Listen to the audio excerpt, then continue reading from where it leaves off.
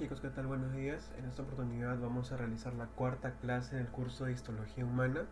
Hoy hablaremos sobre dos tejidos muy importantes, iniciando por el tejido especial que nos faltaba tocar respecto a tejido conectivo. Vamos a hablar hoy día sobre el tejido hematopoyético y también sobre el tejido nervioso.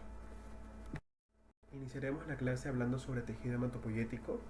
En la tabla de contenido les muestro los temas principales a tratar sobre tejido hematopoyético: la médula ósea, cómo se compone, para qué me sirve, cuáles son sus principales funciones, los procesos de formación de glóbulos rojos, de leucocitos o glóbulos blancos y de la plaqueta, de los trombocitos. En una segunda parte hablaremos sobre el componente de la sangre, qué es el plasma, y la funcionabilidad y las patologías asociadas a los distintos componentes celulares del torrente sanguíneo. Es importante tener en cuenta que la formación de las células sanguíneas de la hematopoiesis no solamente se va a desarrollar en las cavidades medulares dentro del hueso trabecular, sino que en el primer trimestre va a tener desarrollo a nivel de los hemangioblastos que se encuentran en el saco vitelino. Posteriormente, en el segundo trimestre, va a desarrollarse en dos órganos muy importantes, como lo son el hígado y el vaso. Y posteriormente, a partir del séptimo mes en adelante, ya el desarrollo va a ser en su gran parte, en su mayoría, casi en la totalidad, a nivel del hueso trabecular en las cavidades medulares.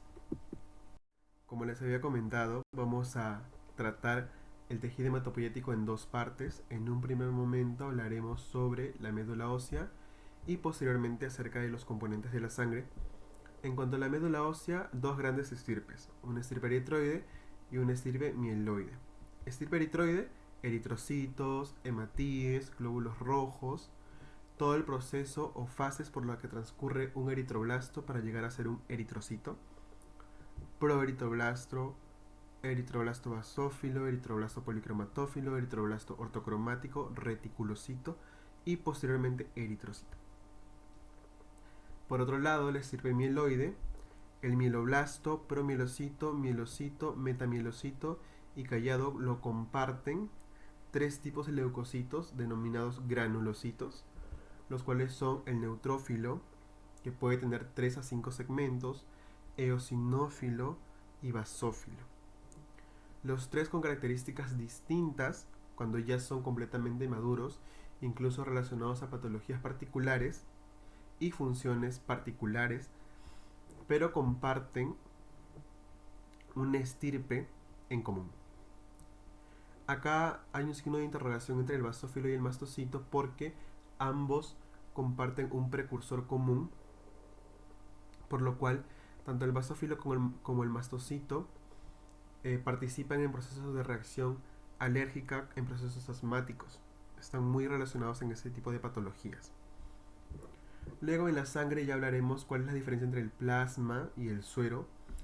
Las células que la conforman: eritrocitos, leucocitos, les había comentado, granulocitos 3, neutrófilos, eosinófilos y basófilos, y agranulocitos, linfocitos y monocitos.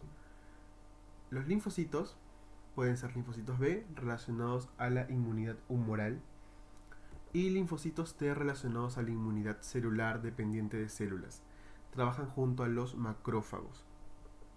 Y los monocitos, que se encuentran en el torrente sanguíneo, pero al pasar al tejido conectivo va a denominarse macrófago. Dentro del compartimento estromal de la médula ósea vamos a encontrar distintas células muy importantes, como lo son el adipocito. Incluso hablaremos también de dos tipos de médula ósea: una médula ósea roja, relacionada a la hematopoiesis, a los componentes sanguíneos, y una médula ósea amarilla, en el cual el componente adiposo es muy abundante y es muy fácil de reconocer la diferencia histológica entre una médula ósea roja y una médula ósea amarilla. Las células estromales, que van a servir como nichos para células madre, para aquellas que son capaces de autorrenovarse y de generar distintos tipos de células, de diferenciarse. Las células endoteliales, que son un componente que ha tomado mucha importancia en los últimos años porque se relaciona a procesos inflamatorios cuando reciben noxas o daños, también porque regulan los componentes vasoconstrictores y vasodilatadores.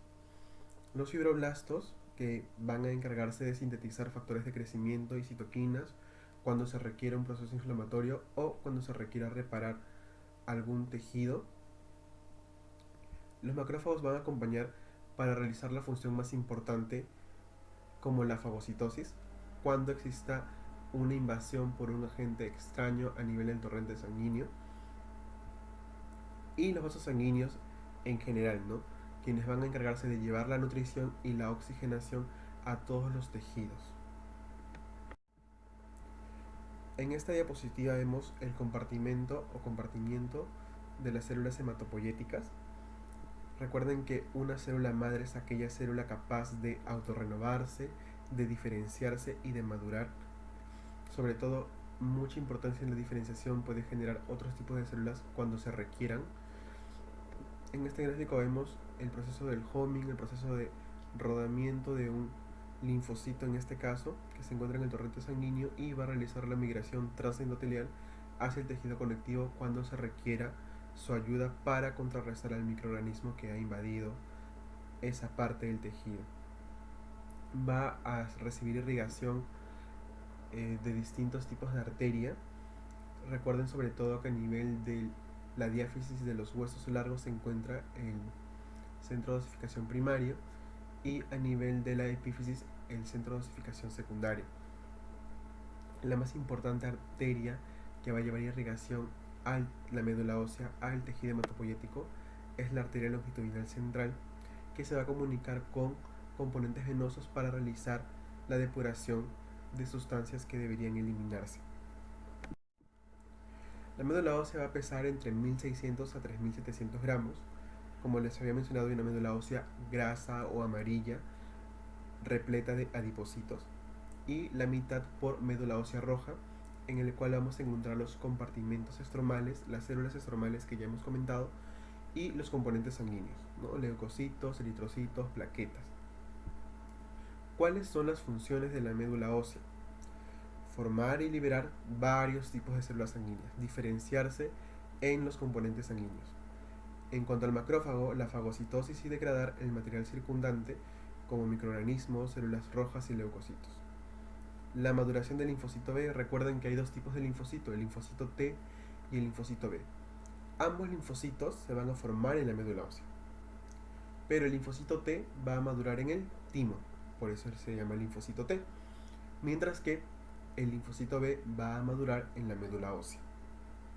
Va a ser una reserva de lípidos, el 50% siendo médula ósea amarilla, y van a expresar proteínas marcadores moleculares superficiales para que puedan ser reconocidos.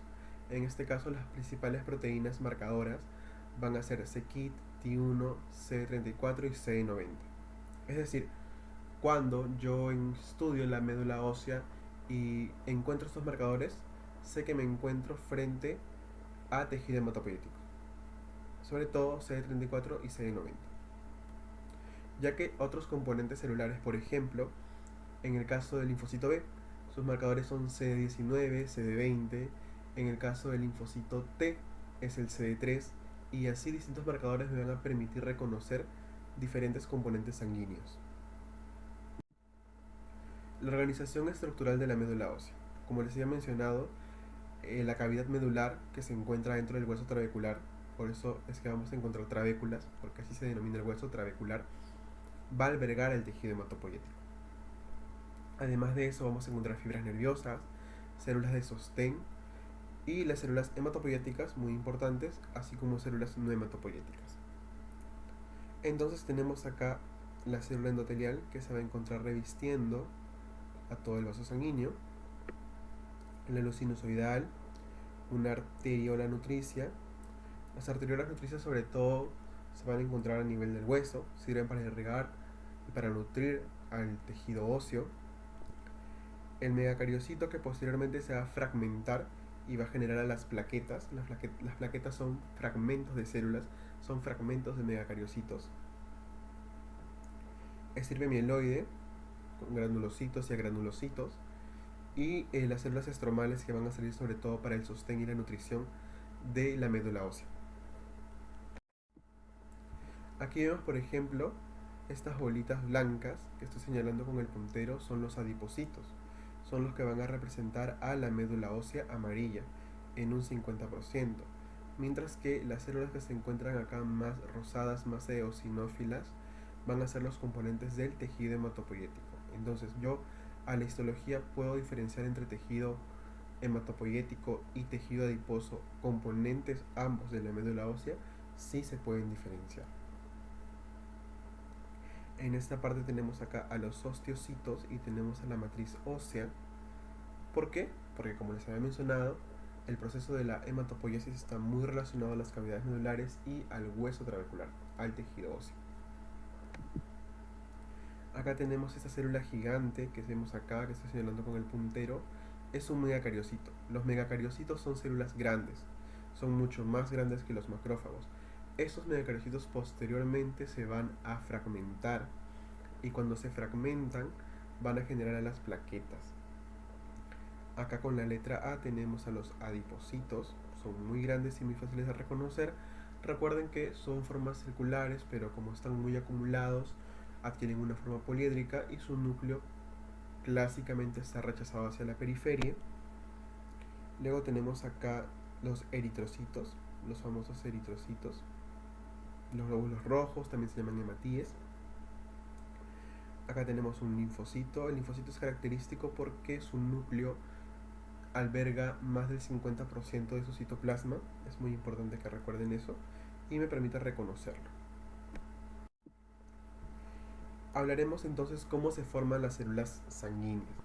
Existe una teoría que se llama la teoría monofilética. La teoría monofilética quiere decir que a partir de una célula se originan un montón de células. En este caso, a partir de una célula madre hematopoyética se van a originar múltiples células. Macrófago, neutrófilo, eosinófilo, basófilo, eritrocito, mastocito, plaqueta. O sea, todo parte de una célula madre.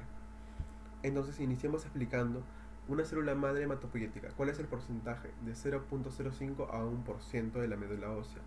Y con ese porcentaje me sirve para que constantemente se autorrenueven y generen otros tipos de células. Luego, esta célula madre hematopoyética tiene dos caminos: ser una célula mieloide o ser una célula linfoide. Si es una célula linfoide, dos caminos más: o ser un linfocito T y madurar en el timo, o ser un linfocito B y madurar en la médula ósea. Posteriormente, el linfocito B madura y se convierte en una célula plasmática capaz de sintetizar y elaborar anticuerpos que van a actuar específicamente sobre un antígeno, sobre un microorganismo. Eso en cuanto a la serie linfoide. Ahora, en el caso de la serie mieloide, tenemos a la unidad formadora de colonias, granulocitos macrófagos.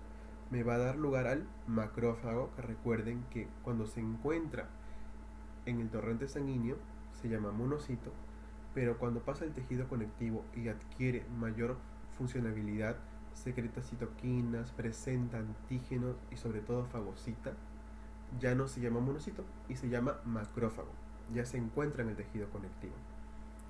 Luego tenemos acá el mieloblasto, promielocito, mielocito y metamielocito, que son los precursores de los tres granulocitos: neutrófilo, eosinófilo y basófilo.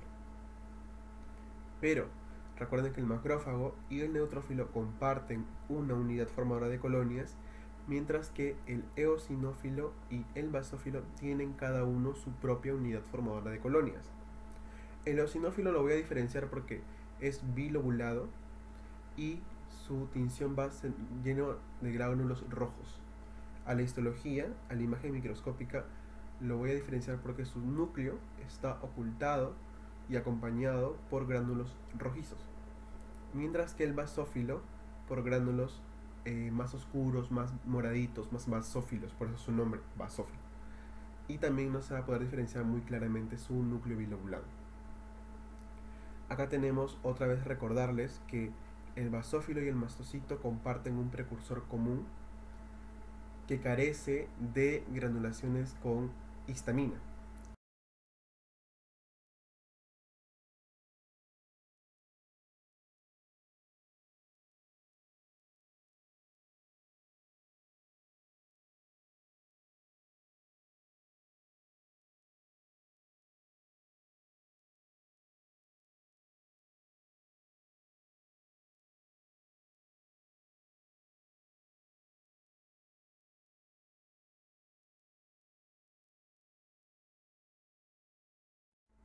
¿Cómo se regula la hematopoiesis? Se va a regular gracias a factores de crecimiento, a citoquinas, en tres aspectos. La citoquina va a regular la proliferación. ¿Qué citoquinas? Interleuquina 1, interleuquina 3, interleuquina 6. La interleuquina 1 y la interleuquina 6 están muy relacionados a procesos como la fiebre, procesos proinflamatorios. La eritropoyetina y la trombopoyetina se van a relacionar a la diferenciación. La eritropoyetina, ¿quién la elabora? El riñón. Es muy importante porque va a ayudar a que se desarrolle la eritropoiesis. En pacientes con insuficiencia renal o enfermedad renal crónica padecen de anemia precisamente porque carecen de la eritropoyetina. Y la trombopoyetina en el hígado para la diferenciación de plaquetas. Las unidades formadoras de colonias, de acuerdo a la estirpe que le corresponda, sobre todo a la estirpe mieloide, tienen muchas unidades formadoras de colonias para la maduración de los componentes sanguíneos. Esta regulación de la hematopoiesis es importante porque va a incrementar la sobrevida y la funcionabilidad de cada tipo de células. Tres vías para el factor de crecimiento, para que se transporten los factores de crecimiento. La más importante y la más común es a través del torrente sanguíneo, utilizando un sistema endocrino, secreción por células estromales a nivel paracrino, porque acuérdense que las células estromales están acompañando a las células sanguíneas, entonces es local, por eso es paracrino, y mediante el contacto directo célula-célula por moléculas de señalamiento de superficie. Dos grandes series, las células mieloides, y esas se dividen en dos: las progenitoras de plaquetas y de eritrocitos, y las precursoras de los leucocitos o glóbulos blancos, los granulocitos eosinófilo, neutrófilo, basófilo y los monocitos, que posteriormente se convierten en macrófagos. Y la otra gran serie es la linfoide, linfocitos B y linfocitos T. Empecemos con la estirpe eritroide. Tenemos una célula madre capaz de diferenciarse en cualquier tipo de célula. Va a aparecer un progenitor mieloide, ya decidió ser mieloide, no decide ser linfoide, decidió ser mieloide. Entonces, unidad formadora de colonias eritroide, gracias a quien se estimula a la eritropoyetina, ¿no? La eritropoyetina estimula la unidad formadora de colonias eritroides para que se desarrollen las fases de formación del eritrocito: proeritroblasto, eritroblasto basófilo, eritroblasto policromatófilo y eritroblasto ortocromático. Si se dan cuenta, el núcleo del eritrocito va disminuyendo de tamaño de acuerdo a la maduración de esta célula sanguínea. Estas células que están acá encerradas en el círculo rojo no van a expresar receptores para la eritropoyetina, no están relacionadas a la EPO, a la eritropoyetina. Luego tenemos el reticulocito, que es muy importante porque el reticulocito es un marcador para la funcionabilidad de la médula ósea. Esto quiere decir, tengo una hemorragia, choco en un carro y me desangro, no pierdo mucha sangre. Entonces, ¿cómo sé yo que mi médula ósea está funcionando bien? Pues mido reticulocitos en sangre. Si mi médula ósea está trabajando bien, ante una pérdida de sangre aguda, brusca, debería trabajar más, porque estoy requiriendo más sangre, más eritrocitos. Entonces, como mi médula ósea está trabajando correctamente, en el afán de generar más glóbulos rojos, lo va a generar de una forma tan rápida que no van a madurar completamente. Entonces van a haber muchos reticulocitos en sangre. Entonces, eso quiere decir que mi médula ósea está trabajando para compensar esa pérdida de eritrocitos. Sin embargo, cuando ante un evento agudo, como les he explicado, este accidente y pierdes mucha sangre, miden reticulocitos y están bajos para lo que debería encontrarse, o muy bajos, quiere decir que mi médula ósea no está funcionando adecuadamente, sumado al evento agudo que yo he pasado. Entonces, es muy importante el reticulocito tenerlo en cuenta. Y posteriormente pasa a un eritrocito. Entonces, ¿quiénes van a sintetizar la eritropoyetina? Yo les dije, principalmente los riñones. También el hígado en un porcentaje menor, y otras células también se han reportado que son capaces de elaborar eritropoyetina, como las neuronas, células gliales y la retina, ¿Cómo se estimula la eritropoyetina? Se estimula gracias a la hipoxia, me llega menos oxígeno al tejido, entonces quiere decir que yo voy a requerir más irrigación, más oxigenación, entonces voy a elaborar más eritrocitos. ¿Y quién me ayuda a la eritropoyesis? La eritropoyetina. Entonces, la hipoxia y la disminución de glóbulos rojos en sangre son estímulos para que el riñón elabore eritropoyetina y esa eritropoyetina estimule la formación de más glóbulos rojos. Entendamos mejor el proceso de estimulación de eritropoyesis por la eritropoyetina. Entonces, ¿qué tenemos en este gráfico? La prolil hidroxilasa dependiente de oxígeno se encuentra inactiva cuando hay una baja tensión de oxígeno. El factor inducible por hipoxia, 1-alfa, no está hidroxilado y activa el gen que codifica eritropoyetina. Es decir, cuando existe una baja tensión de oxígeno, cuando no me llega oxígeno a los tejidos, la prolil hidroxilasa está inactiva. Como está inactiva, no hidroxila el factor inducible por hipoxia, no lo hidroxila, y como no es hidroxilado, se va a activar el gen que va a activar a la eritropoyetina y por lo cual se va a sintetizar eritropoyetina. Ocurre una dimerización, activa la vía JAK-STAT y eso permite que se genere una comunicación al nivel del núcleo modificando la actividad genética para que se elaboren más glóbulos rojos. ¿Cuánto se genera? 2.5 por 10 a la 11 eritrocitos todos los días. ¿Cuánto es el tiempo de vida media de un eritrocito? 120 días. Pregunta clásica de examen. Entonces se van a desarrollar a partir de una célula madre progenitora bajo la influencia clara de la eritropoyetina, aparte de otras interleuquinas como la 3, la 4. Y es importante tener esto en cuenta, que para la diferenciación terminal del eritrocito es necesaria la expresión de GATA1, que es un factor de transcripción. Ahora pasamos a explicar sobre la serie granulocítica. Siguen un modelo similar de proliferación, diferenciación, maduración y almacenamiento en la médula ósea. Tanto el neutrófilo como el basófilo y el eosinófilo van a compartir estas etapas: mieloblasto, promielocito, mielocito, metamielocito y callado. En el mieloblasto va a ocurrir una ausencia de gránulos citoplasmáticos y la presencia de nucleolos. En el promielocito van a persistir los nucleolos, pero ya van a aparecer gránulos primarios. En el mielocito ya hay gránulos primarios y secundarios o específicos. Acá hay un concepto importante. La serie de los leucocitos se dividen en dos: granulocitos y agranulocitos. Granulocitos, neutrófilos, eosinófilos, basófilos. Y agranulocitos, linfocitos y monocitos. Pero todos tienen gránulos. Todos tienen gránulos primarios.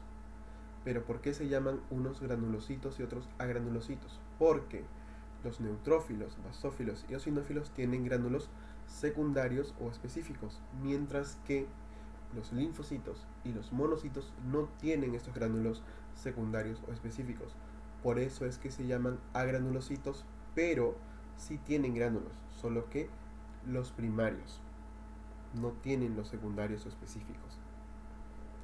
La siguiente etapa es el metamielocito, ya aparece una región de Golgi, una disposición arriñonada, para posteriormente llegar al callado. Y este es el estadio que antecede a la maduración y diferenciación de los tres tipos de granulocitos: neutrófilo, basófilo y eosinófilo. En esta diapositiva vamos a diferenciar las características histológicas de los granulocitos. En la parte superior estamos visualizando a un neutrófilo acompañado de eritrocitos. Vemos que tiene dos segmentos, pero puede llegar a tener 3 segmentos hasta 5 segmentos, es polilobulado. Mientras que en el caso del eosinófilo va a ser bilobulado y los gránulos que va a presentar son de coloración rojiza eosinófila, acompañado también de eritrocitos y unas plaquetas. Si se dan cuenta, su núcleo bilobulado va a ser acompañado muy claramente de estos gránulos rojizos para poder diferenciarlo a la tinción y a la microscopía óptica. Mientras que el basófilo presenta gránulos que son de coloración más oscura, más morada, más azulada, y su núcleo bilobulado se va a ver oculto por estos gránulos, no se va a permitir ver claramente los núcleos, o sea, la bilobulación del núcleo, porque los gránulos van a estar ocultando este núcleo. Otros detalles acerca del neutrófilo: como sabemos, su diferenciación se da a cargo del factor estimulante de colonias granulocitos y el factor estimulante de colonias granulocitos macrófago, también gracias a cofactores como interleuquina 1, interleuquina 3, factor de necrosis tumoral alfa. Pasa por 6 etapas ya descritas: mieloblasto, promielocito, mielocito, metamielocito, callado y finalmente un estadio maduro. Acá vemos el clásico neutrófilo, que es segmentado de 3 a 5 lóbulos. Vemos acá un callado y acompañado de muchos glóbulos rojos con una clásica luz por su disposición bicóncava que adquiere. La producción son 800.000.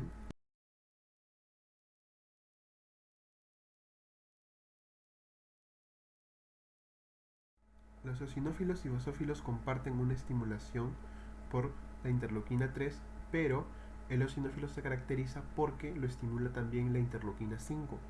No olvidar ese detalle.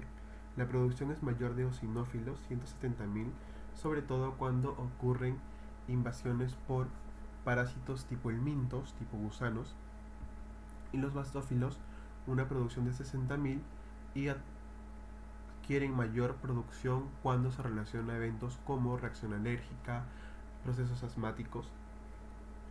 Como les había mencionado, los gránulos citoplasmáticos de los eosinófilos adquieren una coloración rojiza, van a ser más grandes y refráctiles a la microscopía óptica. Se va a poder diferenciar claramente en la microscopía óptica. Vemos que está acompañado de muchos eritrocitos y una plaqueta por acá.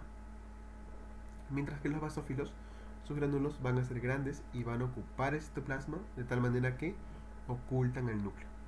Como también les mencioné, se relaciona mucho al mastocito porque comparten un precursor común, por lo cual uno de sus productos de secreción va a ser la histamina, claro, en menor cantidad a comparación del mastocito, pero también la va a secretar, y otras como la heparina, peroxidasa, calicreína.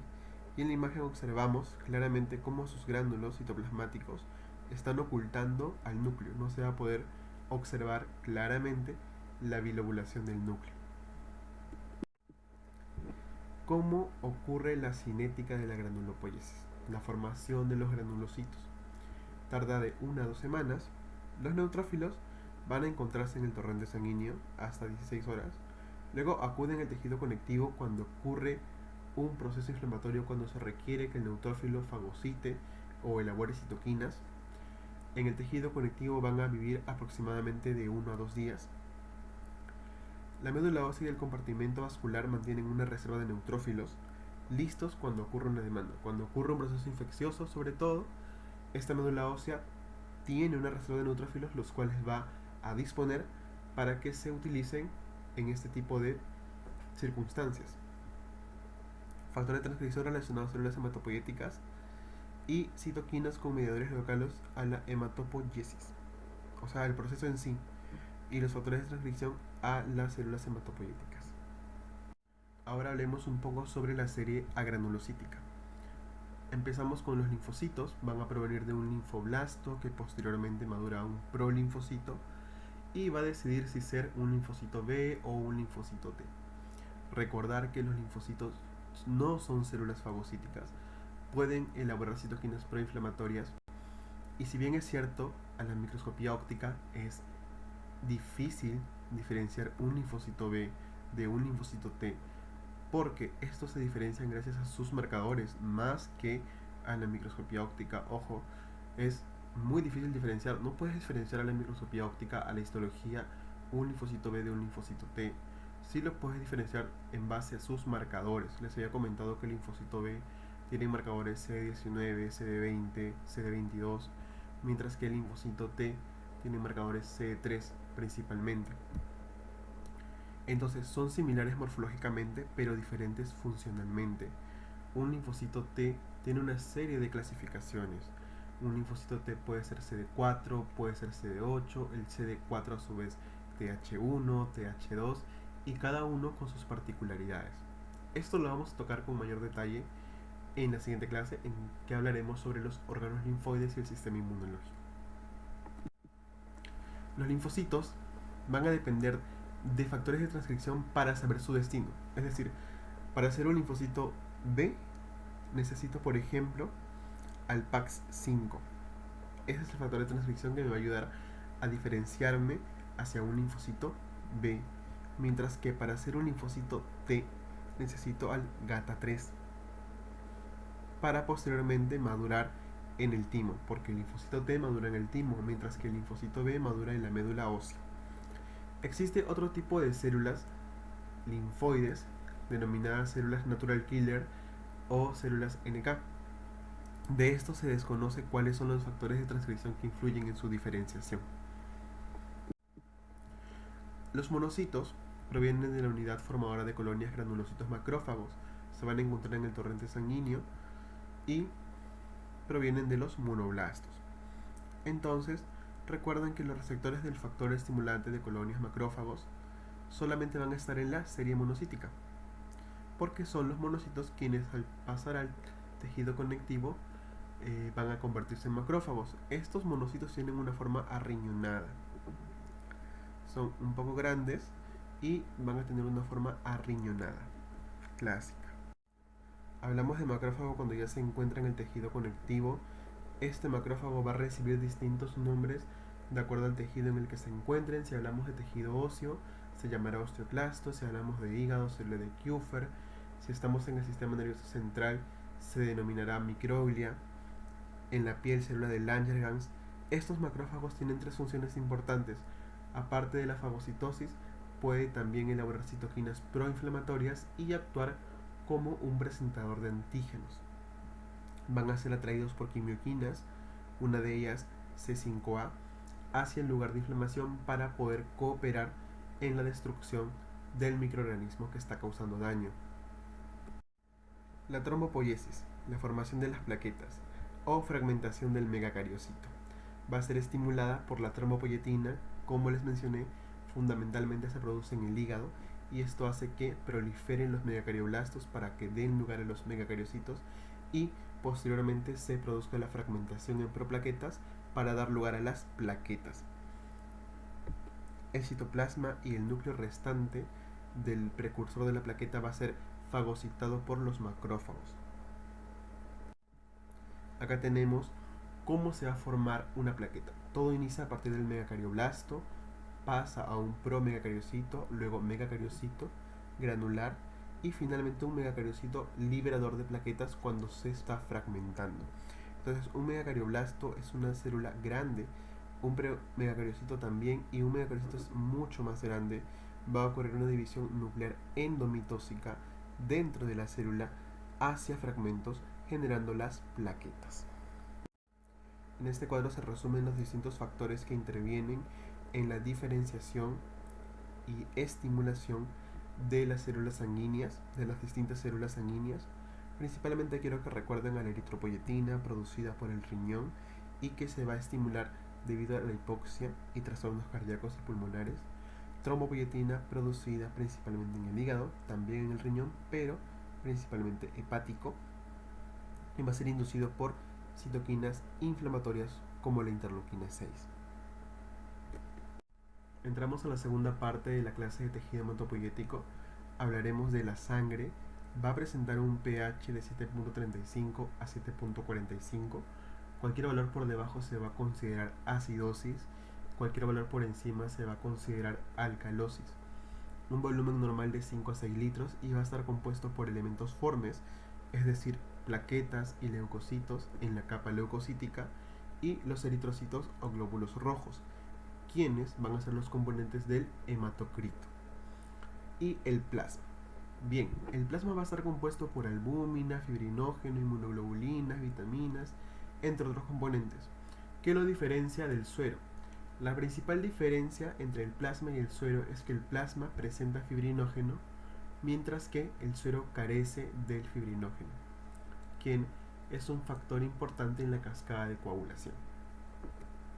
Las funciones de la sangre, las principales, por supuesto, está la nutrición de los tejidos, desplazar los productos de desecho, sobre todo a través del sistema venoso, transportar metabolitos, hormonas relacionados a la señalización o secreción endocrina, transportar electrolitos, transportar a través de la hemoglobina el oxígeno y el dióxido de carbono como bicarbonato, regular la temperatura corporal. Cuando ocurre vasodilatación de los tejidos, aumenta la temperatura corporal. Cuando ocurre vasoconstricción, disminuye la temperatura corporal. De esta manera la regula y mantiene la homeostasis. Y sobre todo mantener el equilibrio ácido básico osmótico. Como les mencioné, cualquier valor por debajo de 7,35 se considera acidosis y por encima de 7,45 alcalosis. El plasma es un líquido amarillento que va a acompañar a los elementos formes. Su composición es rica en agua, en proteínas y sobre todo tiene al fibrinógeno, mientras que el suero carece de este componente. En esta tabla del ROS vemos una forma más detallada de los componentes del plasma. Si se dan cuenta, un gran porcentaje lo ocupa el agua. Luego tenemos a las proteínas, entre ellas albúmina, globulina y otros solutos como electrolitos, sustancias nitrogenadas no proteicas, glucosa, lípidos, aminoácidos, oxígeno, CO2 y sustancias reguladoras como hormonas y enzimas. Lo importante de esta diapositiva es que sepan que el hígado es el que se encarga de proporcionar la mayoría de proteínas para componer el plasma. Entre ellas tenemos la albúmina, que va a regular la presión osmótica o presión coloidosmótica y el transporte de líquidos también. La globulina, transporte de iones. Las proteínas de coagulación para la formación de la placa de fibrina. La proteína del complemento para destrucción de microorganismos. Acuérdense que estas proteínas del complemento van a formar un complejo ataque de membrana para, a través de un poro, elaborar enzimas que destruyan al microorganismo. Y las lipoproteínas relacionadas al transporte de triglicéridos hacia el hígado. Entre las proteínas más importantes que componen al plasma tenemos a la albúmina. Es una proteína de 70 kilodaltons y en esta imagen vemos cómo a través del flujo sanguíneo una presión denominada hidrostática se va a encargar de la filtración del líquido hacia los tejidos. Luego, estos nutrientes y líquido que fueron enviados a los tejidos deben reabsorberse junto con las sustancias de desecho para, a través del sistema venoso, realizar la depuración. De este proceso de retorno de líquido, de sustancias de desecho y ciertos nutrientes, se encarga la presión oncótica o coloidosmótica gracias a la albúmina. Cuando se pierde albúmina, sobre todo en procesos de insuficiencia hepática, entonces no ocurre una reabsorción completa. Y como no ocurre una reabsorción completa, este líquido se queda almacenado en el espacio intersticial. Este líquido que debió reabsorberse no se reabsorbe y queda acumulado en el espacio intersticial y genera edema, sobre todo en miembros inferiores. Por eso es muy importante tener en cuenta la función de la albúmina. La globulina, con su subunidad gamma, sobre todo relacionada a anticuerpos, y la subunidad alfa y beta, relacionada a las cadenas de la hemoglobina para el transporte de oxígeno hacia los tejidos. En cuanto al fibrinógeno, participa en la cascada de coagulación para finalmente elaborar la placa de fibrina, lo que evitará las hemorragias. Si bien ya hemos hablado del proceso de eritropoyesis, granulopoyesis, trombocitopoyesis, ahora vamos a hablar sobre las características específicas de cada elemento forme y la función que ejercen. Entonces, es importante que recuerden, sobre todo en el eritrocito, que el tiempo de vida media que presenta es 120 días. Su diámetro va a ser de 7.5 micrómetros y van a tener una disposición bicóncava. Los linfocitos no los voy a poder distinguir a la microscopía óptica en un linfocito T o un linfocito B. Simplemente voy a saber que es un linfocito porque su núcleo ocupa casi todo el citoplasma. Aún no se define claramente su tiempo de vida media. Los neutrófilos, que son segmentados de 3 a 5 lóbulos, van a ser el mayor componente del hemograma. Recuerden que pueden vivir hasta 24 horas en el torrente sanguíneo, pero hasta 2 días en el tejido conectivo. Los eosinófilos y los basófilos se van a encontrar en bajos porcentajes, a menos que haya algo que estimule su incremento. En el caso de eosinófilos, invasión por helmintos, por gusanos, y en el caso de basófilos, procesos asmáticos, alérgicos. Los monocitos van a encontrarse en el torrente sanguíneo, son células grandes de forma riñonada, y al pasar al tejido conectivo se va a denominar macrófago.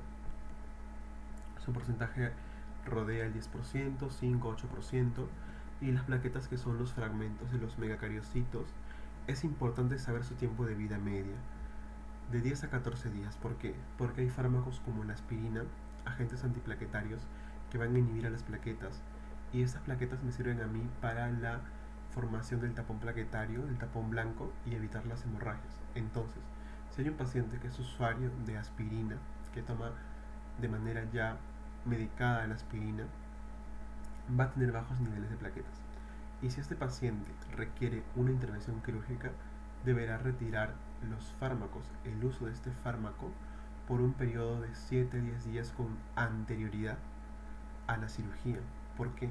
Porque va a dar tiempo para que se formen las plaquetas, y cuando se realice la intervención quirúrgica el paciente corra menos riesgo de sufrir hemorragias y agravar su cuadro clínico.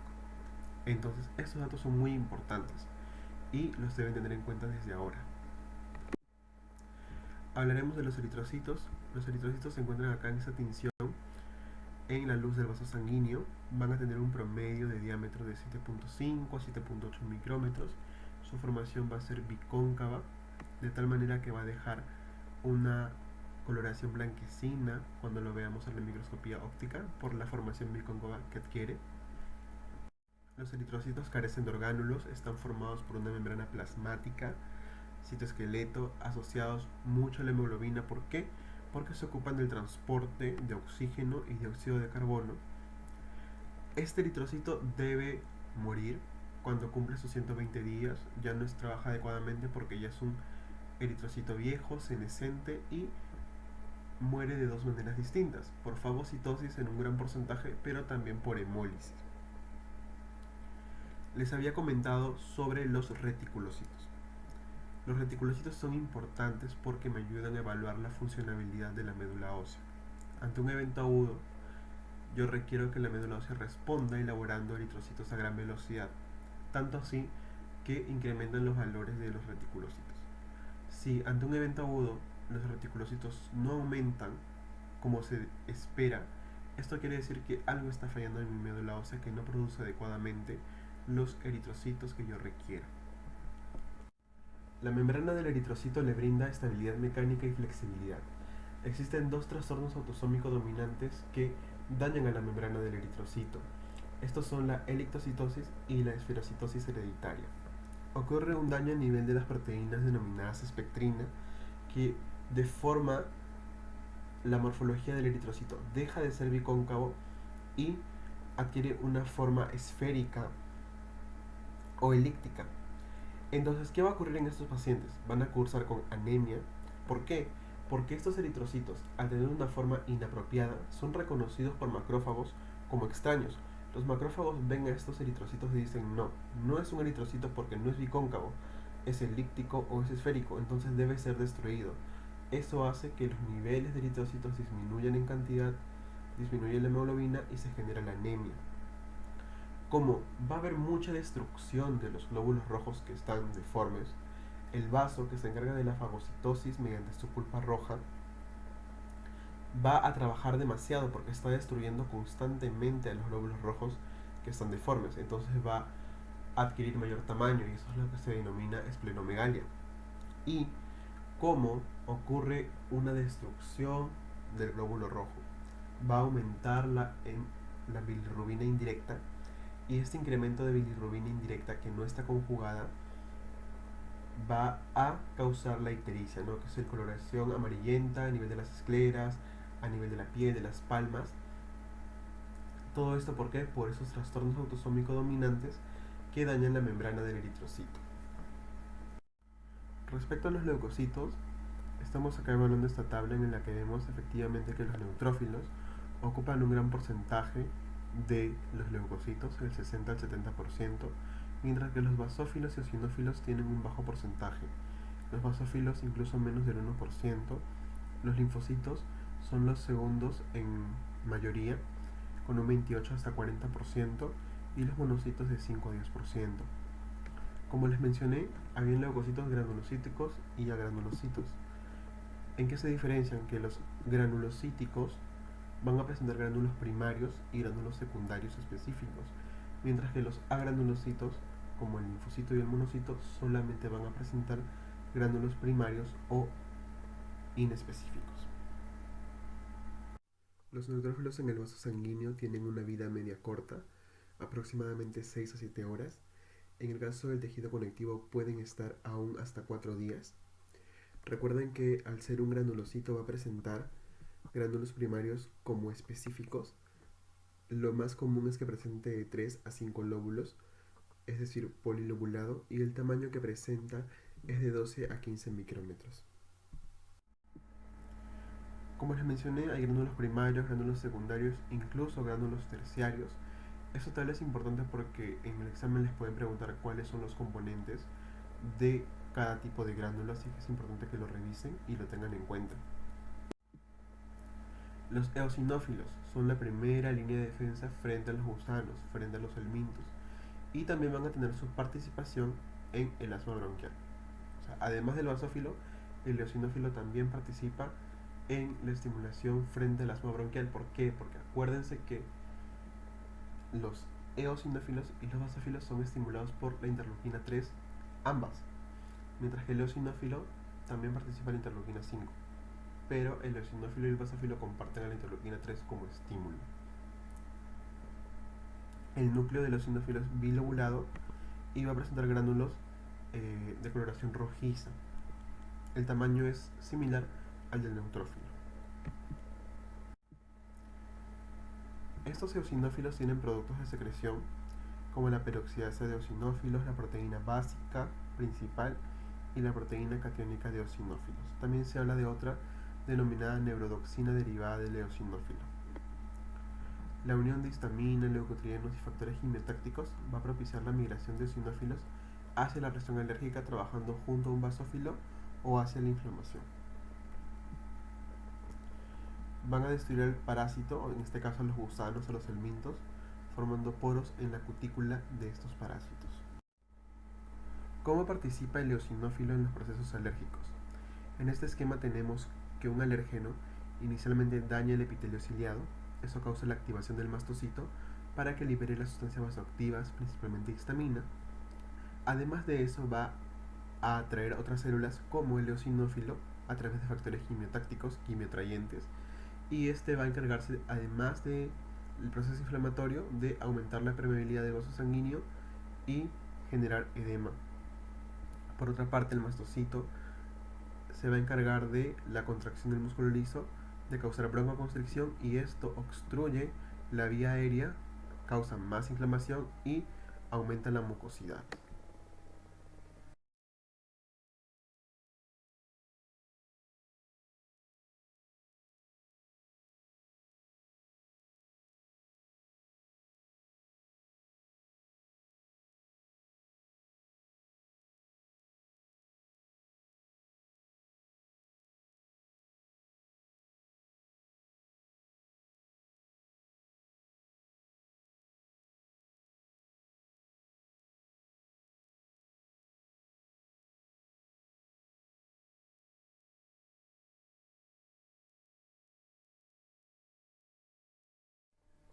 Hablando ya del último granulocito, no olvidar, tanto basófilos como mastocitos derivan de la misma célula progenitora.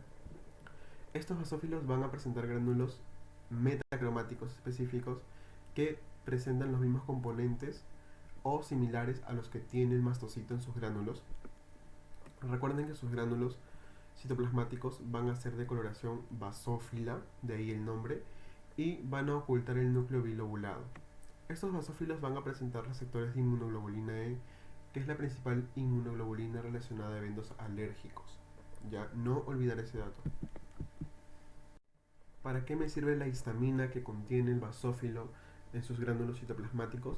Me va a servir para causar vasodilatación, es decir, aumentar la permeabilidad y provocar edema, y la broncoconstricción, que consiste en disminuir la luz de los bronquios causando obstrucción y por lo tanto dificultad en la respiración del paciente. Estas funciones son las descritas en la diapositiva anterior por los mastocitos. Esto quiere decir que ambos comparten muchas cosas en común, aparte de los productos de secreción, la función que ejercen. Basofilia se denomina a una reacción de hipersensibilidad inmediata y diferida debido a infecciones víricas y trastornos inflamatorios crónicos como el asma. Los linfocitos pueden clasificarse en base a su tamaño. Un gran porcentaje son linfocitos pequeños de 6 a 8 micrómetros y un bajo porcentaje linfocitos grandes de 9 a 12 micrómetros.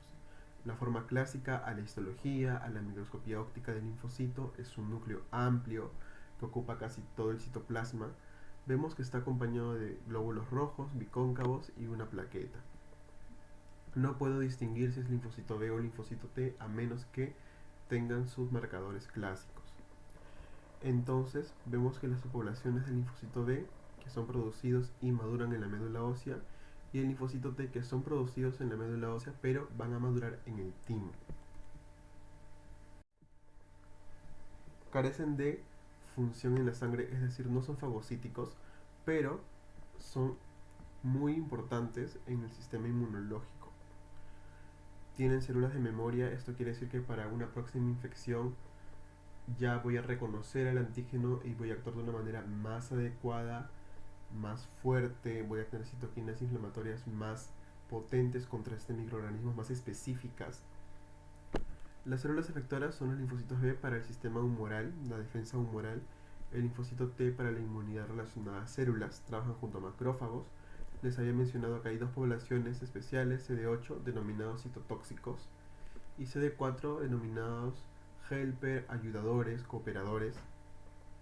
También se hablan de células nulas, entre ellas tenemos las células madres que se van a encargar de diferenciarse en los distintos tipos de linfocitos y los natural killers, que hasta ahora no se determina cuáles son los factores de transcripción asociados a su diferenciación. Un gran porcentaje son los linfocitos T, un 80%, 15% de los linfocitos B y células nulas 5%. Aparte de esto, las dos poblaciones son el linfocito T gamma delta. Tampoco aún se define la función exacta de este tipo de linfocito.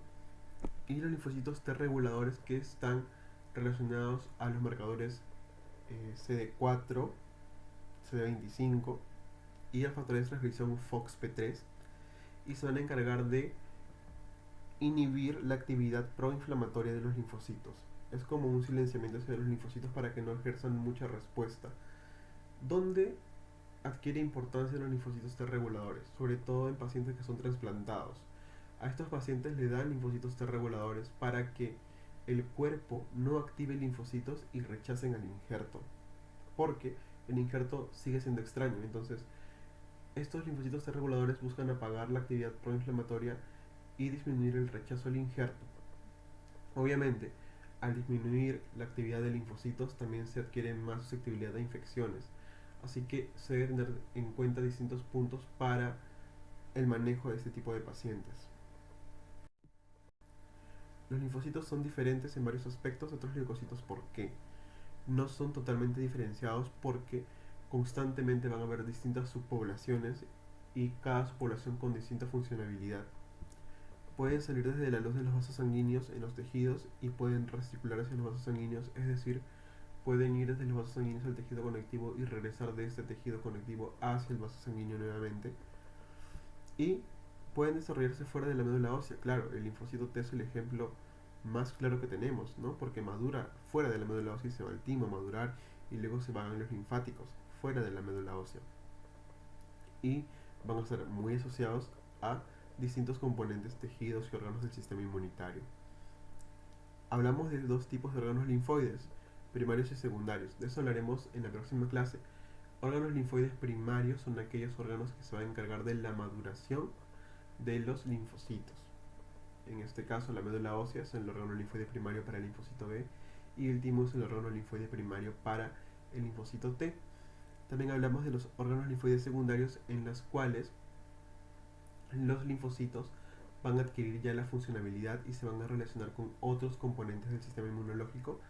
En ejemplo tenemos acá al vaso, al ganglio linfático, a los nódulos linfáticos. Los monocitos son los otros agranulocitos, son pequeños, van a estar en la circulación sanguínea y van a transformarse en macrófagos cuando ya se encuentren en el tejido conectivo. Recuerden la forma arriñonada del núcleo del monocito. Sus gránulos son pequeños, pero el tamaño, el diámetro en sí de la célula es más grande que el neutrófilo, más grande que el basófilo.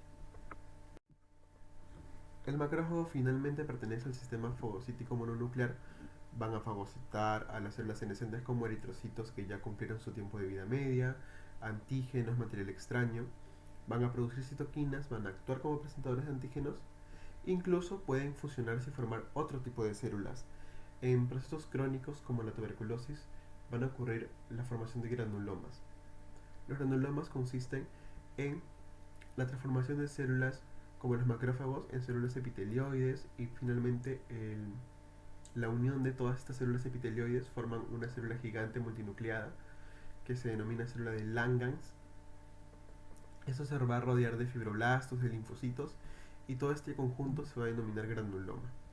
Esto se va a poder distinguir a la microscopía óptica, sí, porque incluso va a acompañarse de la clásica necrosis gaseosa que se encuentra en la tuberculosis.